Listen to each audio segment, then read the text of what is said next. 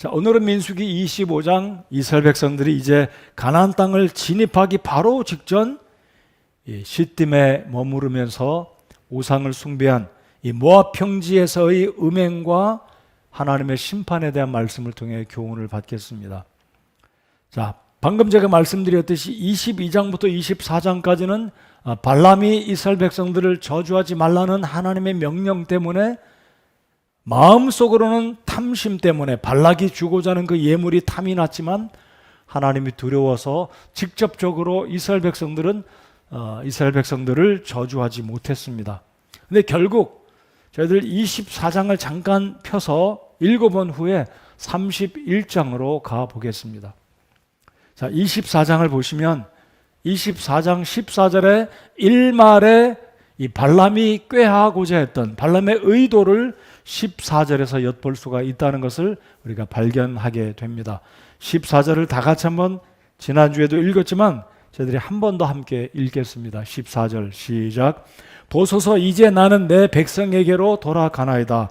그러므로 오소서 이 백성이 마지막 날들에 왕의 백성에게 어떻게 행할지 내가 알려드리리다 하더라. 지금 발락은 이 발람이 이스라엘 백성들을 3번씩이나 축복하자 화를 내고 돌아가라. 발람과의 계약을 다 파기하고 복술사, 점술사였던 이 발람을 돌려보내게 될 때 발람은 14절에 나는 이제 내 백성에게로 돌아가겠지만 하면서 뒷말이 남습니다. 그게 무엇입니까?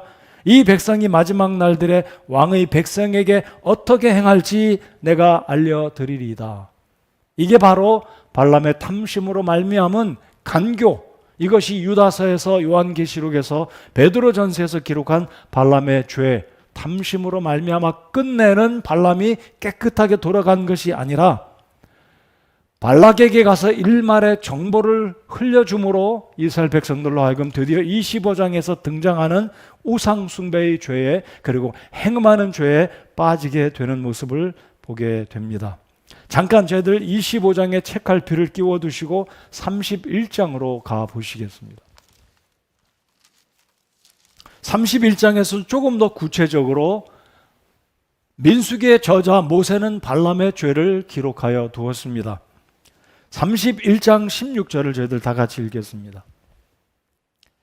시작. 보라, 이들이 발람의 조언을 따라 이스라엘 자손으로 하여금 볼의 사건에서 주를 대적하고 범법하게 하여 주의 회중 가운데 재앙이 있었느니라. 발람의 조언, 여러분 이 발람의 조언이라는 이 5글자의 동그라미를 한번 쳐 두시기 바랍니다. 여러분 발람의 조언은 그러니까 무엇입니까? 이스라엘 백성들로 하여금 모압 여인들과 행음하게 만들었고 이 모압 사람들이 섬기는 우상의 제사에 이스라엘 백성들을 초청해서 이 모압 사람들이 섬기는 바알신, 정확하게 그모스 신을 섬기게 하는 이 농경신, 풍요의 신이었던 이 바알을 섬기는 그 일에 이스라엘 백성들을 불러들이고 이들이 바알신을 섬길 때 행하는 행동들이 무엇이냐면 그 제단 주변에서 이 부정한 여인들과 더불어 행음하는 사건에 이스라엘 백성들을 불러들였다는 것입니다. 이것이 발람이 발락에게 조언해 준 말이라는 겁니다. 자, 그럼 여기서 우리가 깨달아야 될 것이 무엇이겠습니까? 여러분 마음속에 이게 금세 이러면 우리가 정신을 차려야 되겠다는 생각이 혹시 들지 않습니까? 여러분 이 세상 사람들은 우리에게 하나님의 말씀 편에 서서 조언을 하지 않고 이런 방법으로 살아라, 이렇게 하면 잘 될 수도 있다, 세상 사람들 다 이렇게 사는데 당신도 그리스도이긴 하지만 교회 다니긴 하지만 이렇게 한번 해봐라 라고 조언을 해줄 때가 있다는 겁니다. 우리 젊은 청년들은 어떻습니까? 친구들이 우리 친구들 다 이렇게 했는데 너도 이렇게 한번 해봐라 라고 말을 이렇게 던지듯이 조언할 때 우리가 정신을 차리고 그 조언이 하나님의 말씀에 합한 것인가, 우리 하나님이 기뻐하시는 것인가라고 정확하게 분별하고 지난주에 살펴봤던 말씀처럼 우리의 삶의 머릿돌 되시는, 코너스톤 되시는, 모퉁이 돌 되시는 예수님의 말씀 위에 입각해서 우리가 살아간다면 이러한 죄들은 얼마든지 방지할 수가 있다라는 것을 기억하시기 바랍니다. 그래서 발람의 조언 한번 따라서 해보시겠습니다. 발람의 조언. 우리는 악한 조언을 주는 것도 당연히 없어야 되겠지만 이 세상 사람들이 우리에게 이 발람의 조언과 같은 비성경적이고 하나님이 기뻐하시지 않는 어떤 제안을 할 때 그것을 잘 분별하고 받아들이지 않는 우리가 되어야 할 것입니다. 제가 지금도 기억이 조금 나는 것은 이제 제가 미국에 유학생 신분으로 가서 알바를 하게 되는데, 여러분 이 F1 유학 비자를 받은 사람은 학교 당국에서 계약하기를 나는 캠퍼스 바깥에서 돈 버는 행위를 하지 않겠습니다라는 사인하는 약속이 있었습니다. 그래서 모든 유학생들이 거의 대부분 그렇습니다. 근데 우리 한국 학생들이 그렇지 않잖아요. 가다 보면 학비도 어렵고 생활비도 어려우니까 한국 사람들이 모든 미국 도시에 살고 있기 때문에 한국 사람들과 더불어 알바를 하게 되는데, 이미 그것은 자신 스스로가 사인한 세상적인 법이긴 하지만 학교와의 관계에 있어서 법에 자신이 안 하겠다고 체약한 그 사인을 스스로가 깨트려 버리는 겁니다. 근데 제가 미국에 도착해서 얼마 안 됐을 때 알바를 해야 되겠다 싶은데 이미 학교에 다니고 있는 전도사님 한 분이 그분은 영주권자였습니다.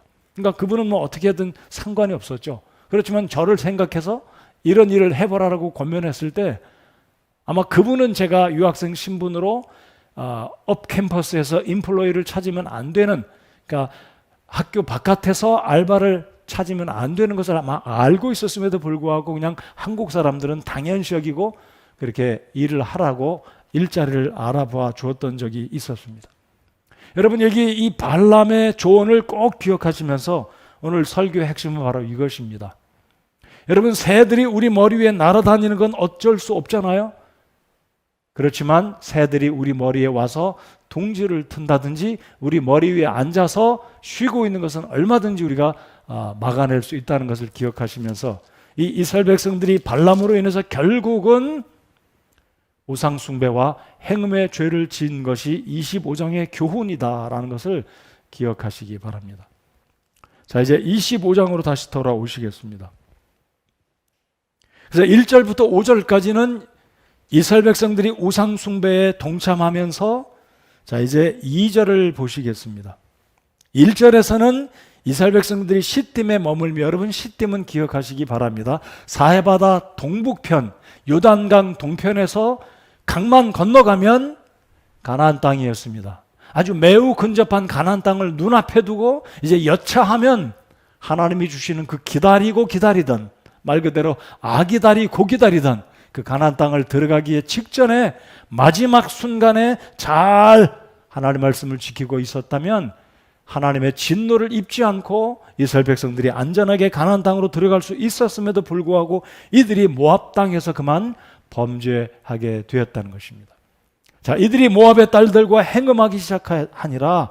자, 이 행음이란 과정은 이렇습니다. 2절을 보십시오. 그들이 자기 신들에게 희생물을 드릴 때, 여기서 말한 그들은 누구입니까? 모압 백성입니다.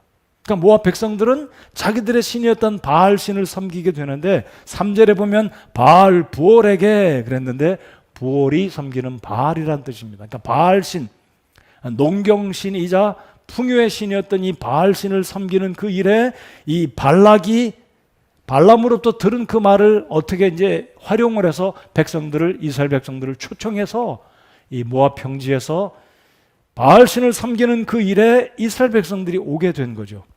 남자들도 왔습니다. 이스라엘 남자들이. 그런데 이 제사를 드리는데 어떻게 행음이 가능한가? 여러분이 고대 근동에서나 바울 사도 당시나 예수님 당시나 이방 신전에서는 이 창기들이 있었습니다. 그러니까 좀 희한하죠. 아니 나름대로 그들이 섬기는 신이 있는 그 신전에 창기가 있다? 나름대로 신성한 신전에 창기가 있다? 이해가 잘 안 가는 이야기죠. 근데 이방 신의 특징은 이 이방 신들이 우상에게 섬기면서 추잡한 이 행음의 일들이 대부분의 이 고대 근동의 우상들과 이것이 시간이 흘러서 신약시대 고린도라는 지역에서도 그리스에서도 이런 모습이 여전히 비일비재했다는 것입니다. 그러니까 여러분 기억하십니까? 엘리야가 바알의 선지자들과 기도로서 하나님의 응답을 받아 역사를 일으키는 경합에서 이 바알 신을 섬기는 사람들은 그들의 신을 찾기 위해서 어떤 행동을 합니까? 거의 정신적으로 이상한 상태까지 이르러서 몸을 때리고 피가 나게 하고 자학하는, 그러면서도 이들이 행하는 행동 가운데 하나가 신전 그 제단 옆에 있는 이 여인들과 함께 행음을 한다는 거죠. 그러니까 이스라엘 백성들이 바알 신을 섬기는 그 과정에 동참했다가 모압 여인들과 함께 행음을 하게 된 거죠. 그러니까 쉽게 말씀드리면 발락의 꾀에, 발람이 제시한 발람의 조언을 들었던 발락의 꾀에 이스라엘 백성들이 그만 덫에 걸리게 되었다라는 것입니다. 이해가 되시죠? 자, 그래서 1절부터 5절까지는 이 백성들이 우상을 섬겼으며 육체적으로는 이방인 여인들과 함께 행음한 사건이 25장의 사건입니다. 그래서 결국 하나님이 진노하시고 이스라엘 백성들을 아주 심판하십니다. 여러분, 이스라엘 백성들이 지은 죄는 두 가지 죄였습니다. 우상의 죄로서 영적인 죄이고, 또 하나는 육체적인 죄로 음행한 죄, 간음의 죄를 이들이 저지르게 되었다는 거죠. 그래서 하나님이 진노하시고 모세를 부르십니다. 4절에 모세에게 이르시되 백성의 모든 우두머리들을 붙잡아 해를 향하여 주 앞에 목매어 달라. 그리하면 주의 맹렬한 진노가 이스라엘에게서 떠나리라. 자, 생각해 보시겠습니다. 수일만 지나면 이스라엘 백성들이 이제 그 길고 긴 40년의 광야에서 방황을 끝마치고 드디어 약속의 땅 가나안 땅으로 들어가게 되는데, 그만 일순간 며칠간 동안의 실수로 말미암아 수만 명이 죽임을 당하는, 그래서 결국 이스라엘의 출애굽 세대, 기억하십시오. 출애굽 세대이자 가데스 바네아에서 10명의 정탐꾼의 말을 들었던 이들이 하나님을 불신하고 우리는 가나안 땅에 들어갈 수 없다라고 결론을 내렸던 9세대들이 다 죽게 되고, 마지막 남은 출애굽 세대가 이 민수기 25장에서 모두 다 죽임을 당하게 됩니다. 안타까운 거죠. 그래서 결국은 하나님의 진노를 입어서 2만 4천 명이 죽습니다. 자, 우리가 기억해야 될 것은, 참조해야 될 것은 4절에서 보시기 바랍니다. 모든 우두머리를 붙잡아 목매달아라. 여러분, 이스라엘의 우두머리가 얼마나 많습니까? 이스라엘의 리더들이 많잖아요.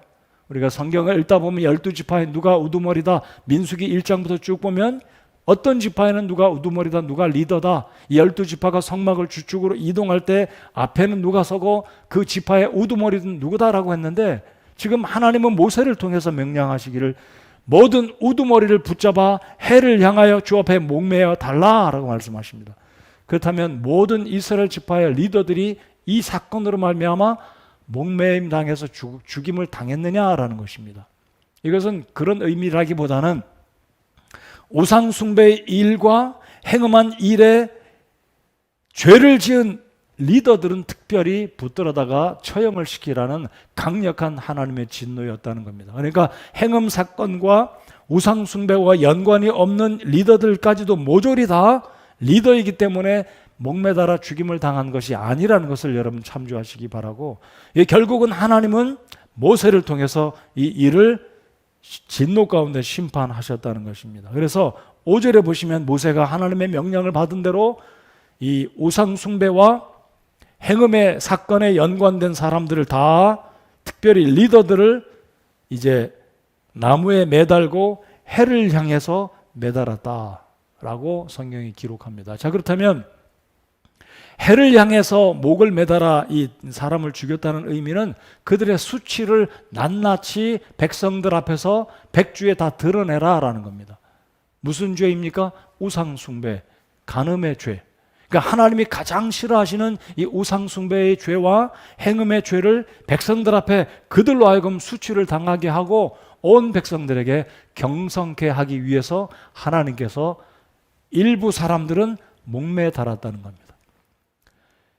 여러분, 이집트에서나 고대 근동의 이 아수르 제국에서나 고대 근동에서는 아주 흉악한 죄인들을 목매달아 죽이는 사건들이 있었습니다. 예를 들어서 성경의 예를 들면, 여러분 에스더기를 읽다 보면 못된 하만이 모르드게를 자기 집안에 장대를 높이 달아두고 장대를 준비해서 모르드게를 장대 끝에 매달아 죽이려고 했던 사건 기억하시죠? 또 하나의 사건은 요셉이 꿈을 해석해 줄 때 그 보디발, 그 감옥 안에 있던 두 사람의 파라오의 신하가 감옥에 갇히지 않았습니까? 한 사람은 술 관원, 한 사람은 빵을 굽는 관원.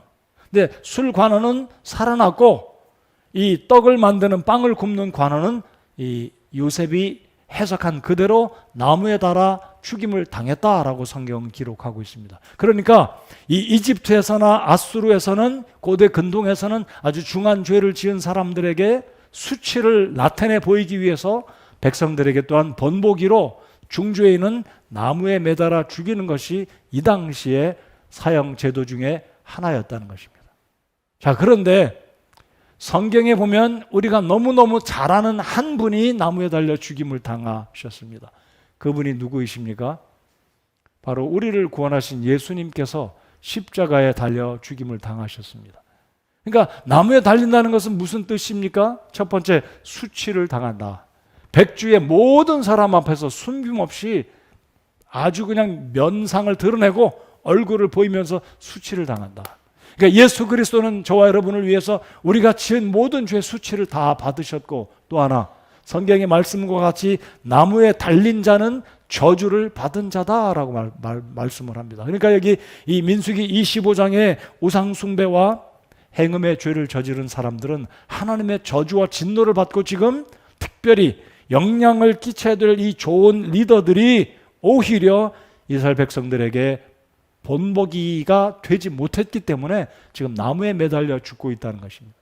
그런데 우리 예수님께서 저와 여러분의 죄를 위해서 우리가 받아야 될 저주를 담당하시기 위해서 예수님께서 십자가 위에 즉 나무에 달리셔서 죽임을 당하셨습니다. 감사하십니까? 자, 그런데 나무에 달려서 이 사람이 죽게 되면 이스라엘 사람들의 규례는 해가 지도록 특별히 6월절이 지나기까지 안식일이 되기 전에 나무에 달려 죽임당한 사람을 그대로 방치하지 않고 내려서 매장하는 것이 이스라엘 사람들의 풍속이었습니다. 그렇기 때문에 예수님께서 십자가에 달려 죽으셨지만 해를 넘기지 않고 그날 당일날 예수님을 십자가에서 모셔다가 이제 매장을 하게 되는 그 모습을 복음서에서 보게 됩니다. 아무튼 저와 여러분의 죄와 수치를 담당하신 우리 주님께 감사와 찬양과 영광을 올려드립니다. 여러분, 우리의 모든 죄는 예수님의 보혈만이, 예수님의 죽음만이 우리들을 죄와 저주와 심판으로부터 구할 수 있음을 믿습니다.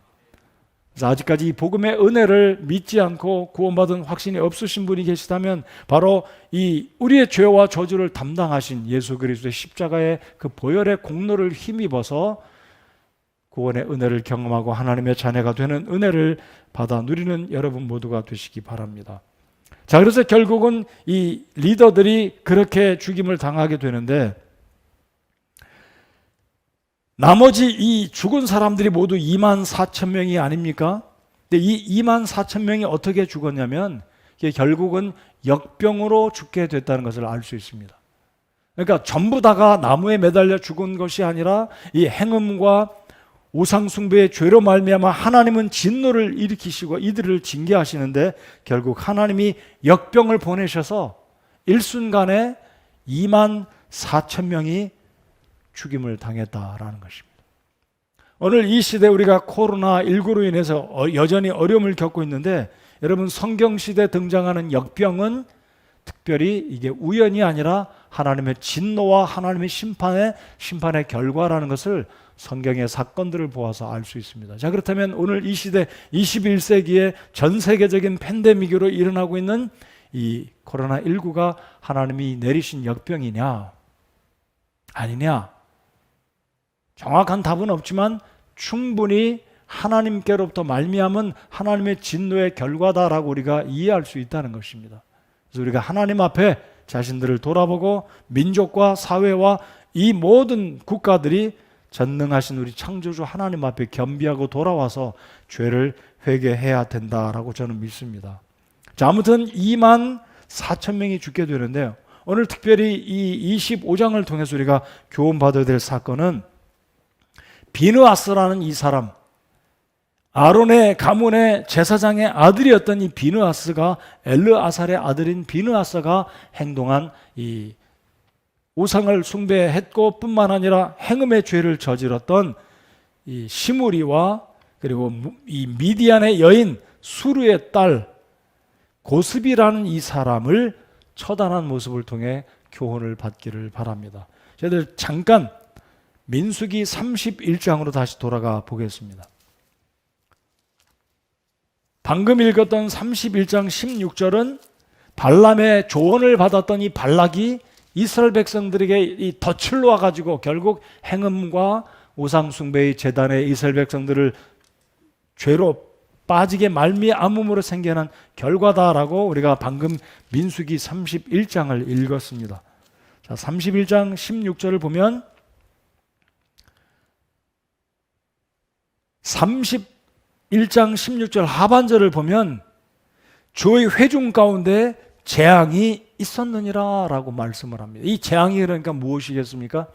역병의 재앙이다라는 것을 알 수 있습니다. 자, 그래서 17절부터 한번 저희들 17절부터 18절까지 읽겠습니다. 시작. 그러므로 이제 어린 것들 가운데서 남자는 다 죽이고 그 남자와 함께 누워 남자를 안 여자는 다 죽이되 남자와 함께 눕지 아니하여 남자를 알지 아니한 모든 여자 아이들은 너희를 위하여 살려둘지니라. 자, 그래서 19절에 보면 이 죽은 시체들, 이런 이 하나님의 진노의 재앙의 결과들을 이 민수기 31장에서 기록하고 있습니다. 다시 민수기 25장으로 돌아오겠습니다. 자, 하나님의 진노가 이 리더들은 나무에 매달아 죽임을 당하게 하였고, 나머지 사람들은 상당한 사람들이 약 2만 3천 명가량이 역병으로 죽임을 당했습니다. 또 일부는 역병으로 죽임을 당하기도 했지만 하나님의 사람들의 그 진노하심을 입고 쳐 죽임을 당하게 되었다. 방금 읽은 31장 16절 말씀과 같이. 자, 오늘 이제 비느하스에 대한 이 의분에 대해서 저도 한번 생각해 보겠습니다. 자, 하나님이 진노가 굉장히 맹렬한 진노가 있었는데 여전히 이스라엘 중에 한 사람, 이 시므온 지파의 시므리라는 사람은 지금 사람들이 나무에 매달리고 하나님의 진노가 불같이 타오르고 심판이 이루어지는 그 와중에 한 여인을 데리고 자기의 장막에 들어가서 행음하는 사건이 벌어지게 됩니다. 자, 이제 6절을 보시겠습니다. 자, 5절까지 하나님의 맹렬한 진노가 있었고 상당한 많은 사람들이 지금 나무에 달려서 막 죽어가는 굉장한 혼란과 무서움과 두려움과 심판이 이루어지고 있는 이때에 이 시므리라는 사람은 한 여인을 데리고 자기 장막으로 들어갑니다. 자, 그게 바로 몇 절인가요? 6절입니다. 또 보라, 이스라엘 자손의 온 회중이 회중의 성막문 앞에서 울 때에 왜 웁니까? 남편이 끌려가 죽는 겁니다. 어떤 여자가 끌려가 죽임을 당합니다. 어떤 사람들이 막 매를 맞고, 그러니까 돌에 맞아 죽는다든지 행음의 죄 때문에 이스라엘의 규례에 의하면, 하나님의 규례에 의하면 행음한 사람들은 산채로 돌에 쳐 죽임을 당하고 있는 이러한 긴박한 상황에 한 사람이 여인을 데리고 자기 텐트 안에 들어가서 행음을 하게 된 것이죠. 자, 그래서 온 회중의 눈앞에서 미디안 여인 하나를 데리고 자기 형제들에게 오니라.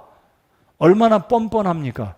얼마나 태연합니까? 지금 사람들이 죽어가고 있고 울고 있고 두려움 가운데 있는데 하나님의 진노가 임하고 있는데 한 사람이 여인을 데리고, 그것도 온 회중의 눈앞에서 아마 공개적으로 자 보시오 내가 이 여인을 데리고 갑니다라고 이렇게 쇼업하지는 않았지만 성경은 그렇게 기록하고 있는 거죠.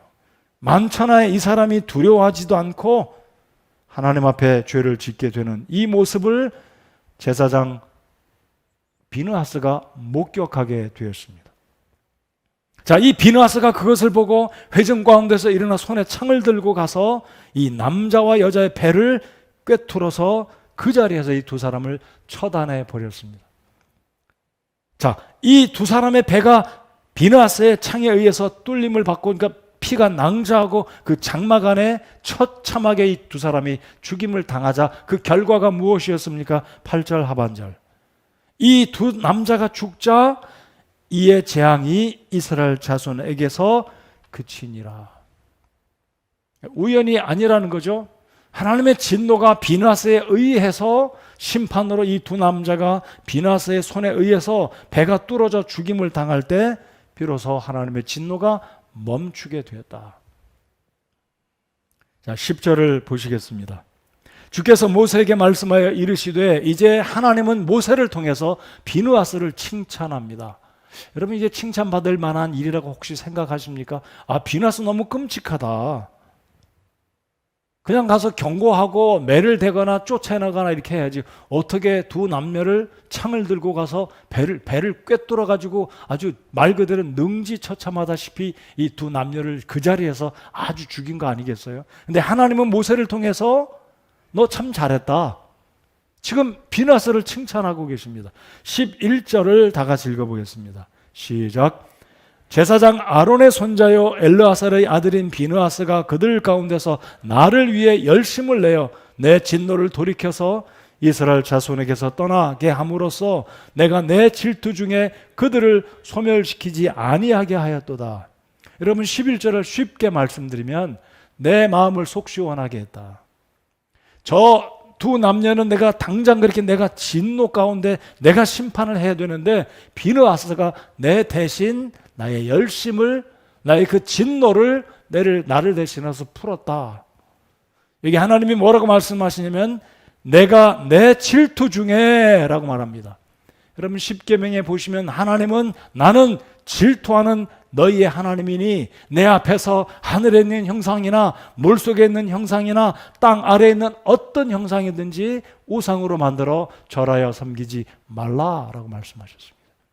여러분, 우리 하나님이 질투하시는 하나님이십니다. 우리가 오해하지 말아야 될 것은 하나님의 질투라 함은 다른 사람이 잘 먹고 잘 입고 부자가 될 때 나도 질투한다, 그런 질투가 아닙니다.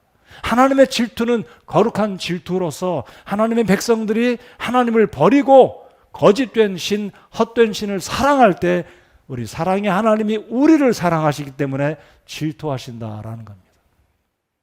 여러분의 아내가 다른 남자를 사랑할 때 여러분 남편들은 어떻습니까? 괜찮아, 그럴 수도 있지 뭐, 살다 보면 그럴 수도 있지, 이러십니까?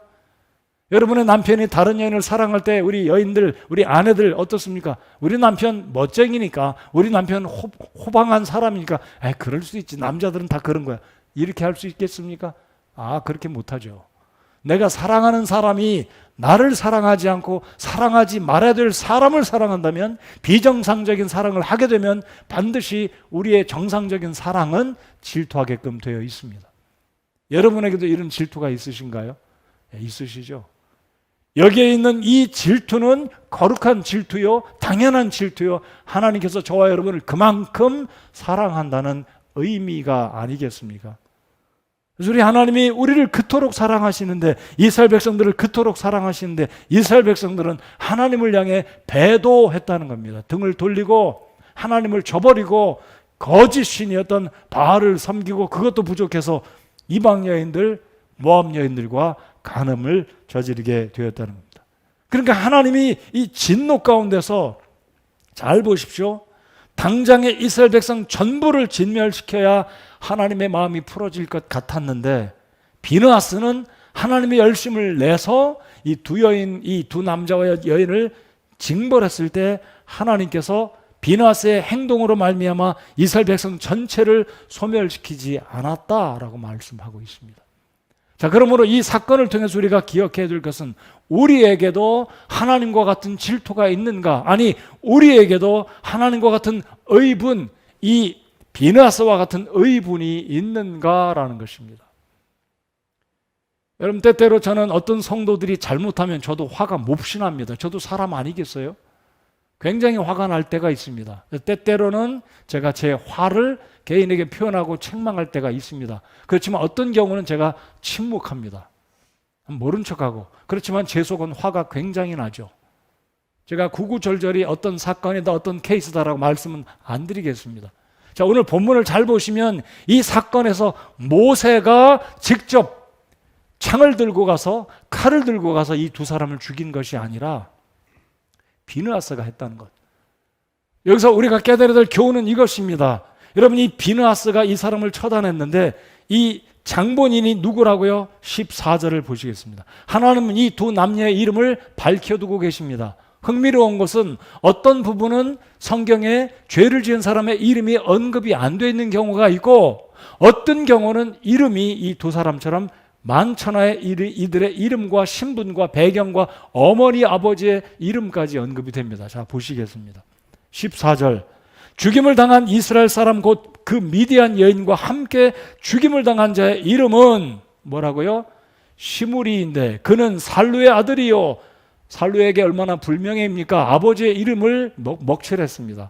그리고 그 위로 올라가면 시몬 족속 가운데 주요 가문의 통치자며 시몬 지파에 먹칠을 한 사람이 시므리였습니다. 자, 15절, 죽임을 당한 미디안 여인의 이름은 고스비인데 그녀는 수리의 딸이요. 얼마나 아비의 이름을 먹칠하고 있습니까? 수르는 미디안의 주요 가문에 속한 자로서 백성을 다스리는 우두머리였더라. 리더인데 얼마나 불명예스러운 이름으로 여기에 두 여인, 두 남자, 한 남자와 한 여인의 죽임을 당합니까? 그것도 못된 짓 하다가 배가 그만 창에 꿰뚫려서 얼마나 제가 자세하게 설명을 하지 않겠습니다. 그 창이 얼마나 굵었는지 얼마나 날카로웠는지 모르지만 단번에 이 두 사람의 배를 꿰뚫었을 때 뭐가 나왔겠습니까? 상상은 여러분이 알아서 해보시기 바랍니다. 근데 오늘 제가 아주 굉장히 흥미로운 것을 한번 살펴보기 원합니다. 자, 9절을 다 같이 한번 읽어보겠습니다. 9절 시작. 그 재앙으로 죽은 자가 24,000명이더라. 자, 그리고 26장에 가면 여러분 26장 1절 위에 뭐가 기록되어 있습니까? 한번 읽어보실까요? 이스라엘의 둘째 인구조사. 자, 인구조사가 되는데 여러분 시므온 지파의 인구가 어떻게 되고 있는지 잘 관찰해 보시기 바랍니다.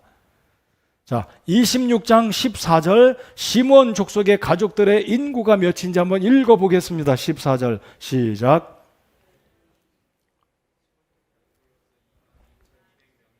몇 명이라고요? 22,200명. 자, 그러면 40년 전으로 거슬러 올라가 보겠습니다. 민수기 1장에 보면 첫 번째 인구조사가 기록이 되어 있습니다. 자, 1장 23절을 열어서 시므온 지파의 인구가 몇이었는지 비교해 보겠습니다. 1장, 민수기 1장입니다.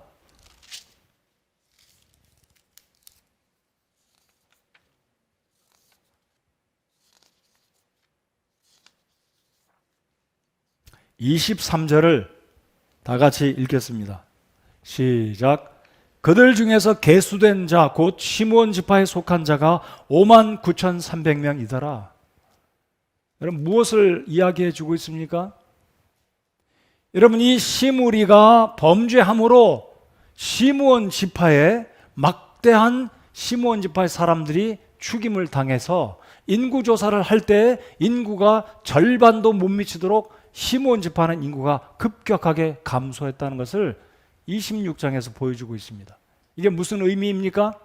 한 사람의 범죄는 공동체 전체에 막강한 악 영향을 끼치므로 시므온 지파가 결국은 인구가 절반도 안 되게 감소했고, 그리고 이제 민수기 쭉 여호수아기로 가면 이 시므온 지파는 결국 사라지고 여호수아기를 보면 유다 지파에 합류되어지고 맙니다.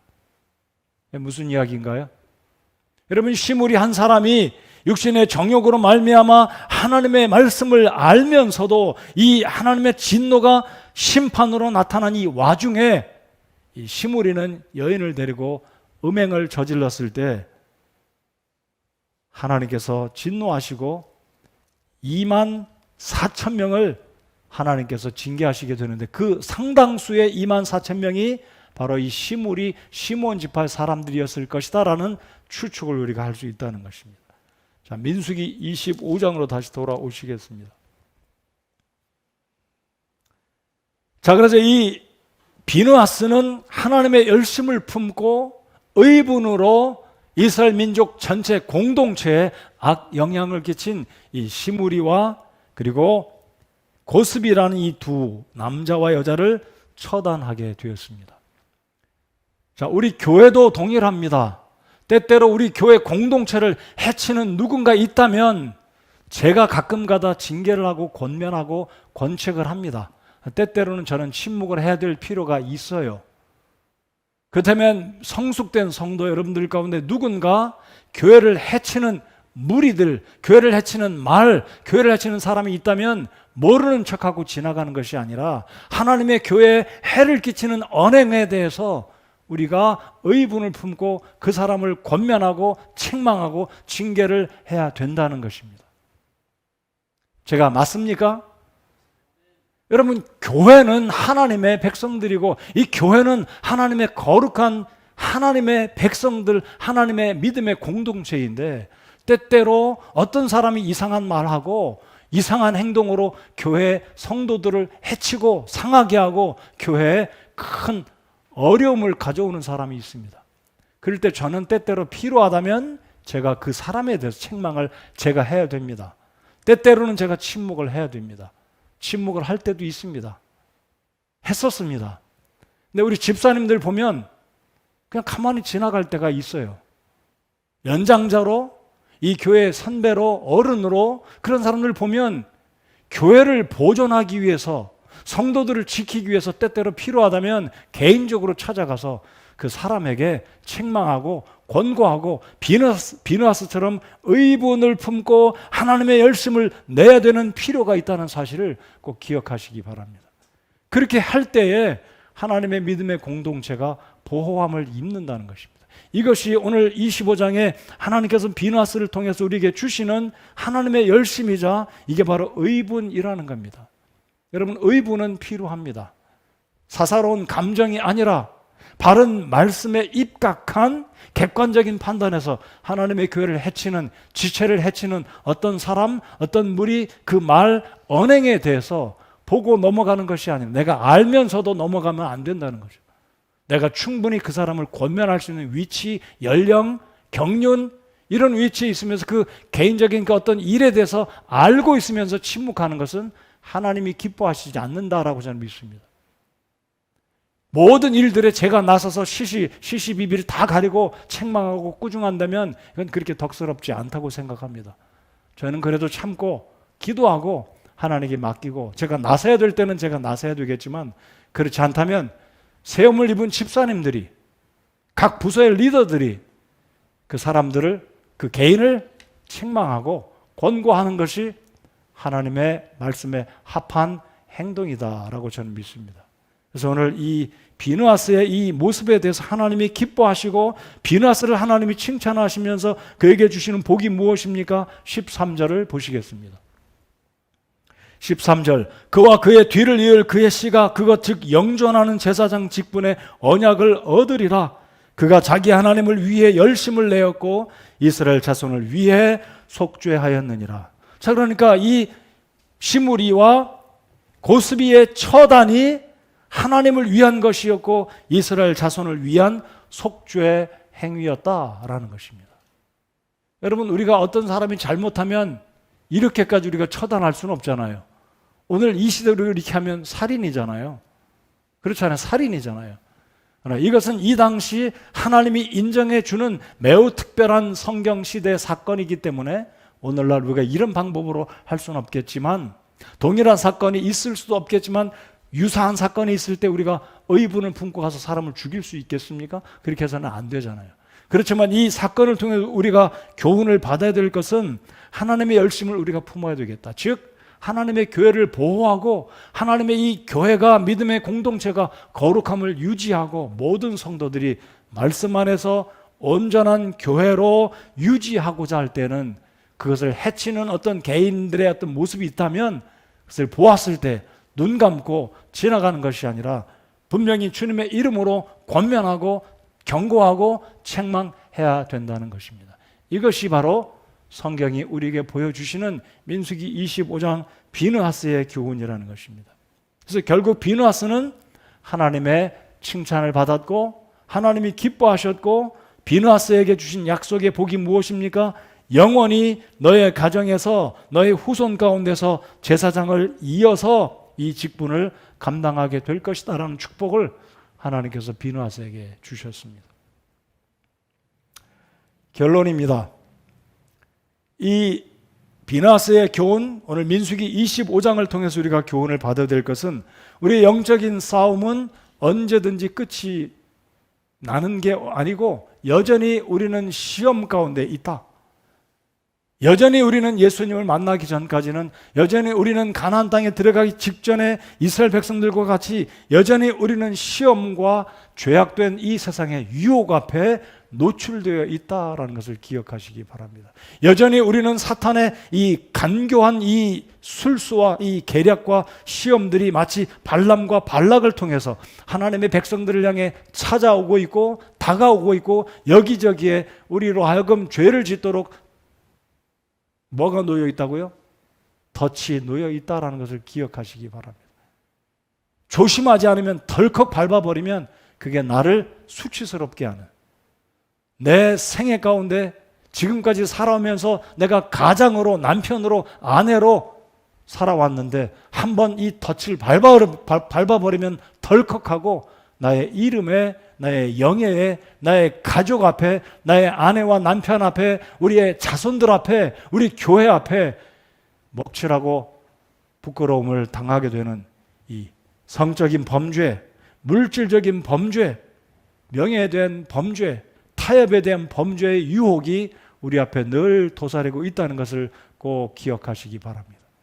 이 죄악들은 나이를 물어나고 신분과 장소를 물어나고 우리 모두에게 늘 노출되어 있다는 것을 꼭 인식하시기 바랍니다. 그럼 동의가 되십니까? 우리 모두에게는 이런 유혹이 언제든지 노출되어 있고, 우리가 천국에 들어가 주님을 만나기 전까지는 이 땅을 살아가는 동안에 이 발람과 발락이 이스라엘 백성들을 넘어뜨리려고 하는 이 계략들, 아까 민수기 31장 16절에서 보았던 것처럼, 그래서 제가 꼭 기억하시라고 말씀드린 게, 발람의 무엇이라고요? 두 글자. 벌써 잊어먹지는 않으셨죠? 발람의 무엇이라고요? 조언을 꼭 기억하시기 바랍니다. 나를 위한 듯이 누군가 이런 제안을 할 때 그것이 과연 성경적인가, 하나님이 기뻐하시는가 꼭 기억하시고, 분별하시고, 취할 것은 취하시고 버릴 것은 버리는 영적으로 분별해서 죄악된 삶과 유혹에 빠지지 않는 저와 여러분들 되시기 바랍니다. 특별히 성적인 범죄는 피하는 것입니다. 피하는 게 상책입니다. 여러분, 모든 죄들은 싸워 이기라고 말씀하시는데, 여러분, 바울 사도가 고린도 교회 성도들에게 말한 것이나 성경 전체에서 행음의 죄는 피하라 라고 말합니다. 달아나라, 그 장소를 벗어나라 라고 말합니다. 그곳에 있지 말고 벗어나라는 거예요. 이스라엘은 결국 광야 방황 40년의 시간을 거의 다 보낼 무렵에 결국은 이 발람의 유혹의 죄로 말미암아 행음하게 되었고 우상 숭배의 죄에 빠지게 되면서 24,000명이 죽임을 당했습니다. 참조로 이 부분만 다시 한번 말씀을 드리고 성경을 꼼꼼히 연구하는 분들을 위해서 말씀을 드립니다. 바울 사도가 이 고린도 교회 성도들에게 행음의 죄를 언급을 하기를, 고린도 교회 성도들에게 이스라엘 역사 가운데 있던 이 시딤 땅에서 이스라엘 백성들이 모압의 딸들과 행음해서 죽은 사람을 23,000명이다라고 신약 성경에 언급을 하고 있습니다. 몇 명이 차이가 납니까? 1,000명의 차이. 구약은 여기 민수기는 24,000이다 그랬는데 바울 사도는 고린도 전서에서 23,000명이 죽었다라고 말하면서 1,000명이 줄어들었습니다. 1,000명의 숫자가 왜 줄었는가? 학자들은 이렇게 생각을 합니다. 바울 사도가 기록한 23,000명이란 그 당시에 랍비들의 전승으로 들려왔던 이 모압에서 이 모압의 딸들과 행음한 사건을 이들이 이렇게 기억합니다. 약 1,000명가량은 이스라엘 백성들의 두령으로 나무에 달려 죽었고 23,000명은 역병으로 죽었거나 기타 다른 방법으로 죽임을 당한 사람이다. 그러니까 결국은 숫자가 틀린 것이 아니라 죽은 사람의 그 배경이 다르기 때문에 바울 사도는 랍비들의 그 구전을 인용을 해서 2만 3천이다라고 이야기 기록한 것이고, 민수기는 25장에서 모두 다 2만 4천 명이다. 그러니까 결국은 동일한 거죠. 숫자적으로 약간 1,000명의 차이가 있지만 참조해 주시기 바라고. 여러분, 야구 경기 9회 말 2사 말로 투아웃에 볼 카운트 볼 3개, 스트라이크 올 건지 볼 4개면 마지막 3루 말로에 있는 사람이 하나씩 밀려서 승점을 하게 되는. 근데 야구 경기는 그런 말들을 하잖아요. 경기가 끝나야 끝난 거다. 여러분, 우리의 믿음의 삶 가운데서 언제든지 나는 유혹과 시험으로부터 난 자유롭다. 나는 금전에도 자유롭고 이상의 범죄로부터 자유롭고 어떤 유혹에도 난 넘어가지 않는, 지금까지 나는 승승장구 믿음으로 승리해 왔다. 그래서 난 앞으로도 승리할 것이다 라고 보장할 수 있는 사람은 아무도 없습니다. 인정하십니까? 우리가 예수님 만날 때까지 믿음의 길에 타협하지 않고 이 발람의 조언을 받았던 이 발락이 이스라엘 백성들을 결국 넘어지게 하였는데, 저와 여러분은 사탄이 들고 찾아오는 이 시험과 유혹 앞에서 넘어지는 일이 없기를 영적으로 깨어있는 참 주님의 은혜가 우리 모두에게 있기를 소원합니다. 하나님의 말씀으로 무장하고 내 인생의 이 영적인 싸움이 끝마치기까지, 선한 싸움을 다 싸우기까지 하나님 말씀 붙들고 주님의 성령의 도우심으로 시험으로부터 하나님께서 건져주심을 참 힘입어서, 우리가 비록 세상 가운데 살고 있지만 사탄의 시험과 유혹 가운데 노출되어 있기는 하지만 하나님을 기쁘시게 하는 영적으로 깨어있는 여러분과 제가 되기를 소원합니다. 오늘 민수기 25장을 통해서 하나님이 보여주시는 교훈이 어떤 모양이든지 간에 하나님께 그 성령의 감동하심을 붙들고 승리하시는 저와 여러분 모두가 되시기를 바랍니다. 자리에서 일어나서 함께 찬송하겠습니다.